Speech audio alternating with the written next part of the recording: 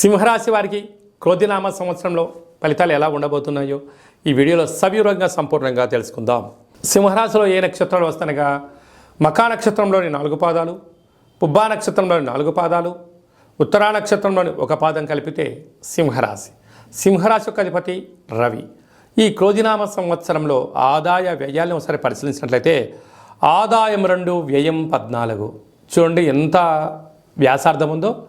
ఆదాయం ఏమో 2 రూపాయలే, ఖర్చేమో 14 రూపాయలు, అనగా 12 రూపాయలు డెఫిసిట్లో మనం ఉండబోతున్నాం. కనుక సింహరాశి జాతకులు బాగా గుర్తుపెట్టుకు సంశయం ఏంటంటే విలాసాలుగా దూరంగా ఉండడం, మితిమీరిన ఖర్చులు తగ్గించుకోవడం, ప్రణాళికాబద్ధంగా జీవనాన్ని పొందగలిగినట్లయితేనే స్థిరచరాస్తులు పోగొట్టుకోకుండా అప్పుల పాలు కాకుండా ఉండడానికి చాలా అవకాశాలు ఉన్నాయి.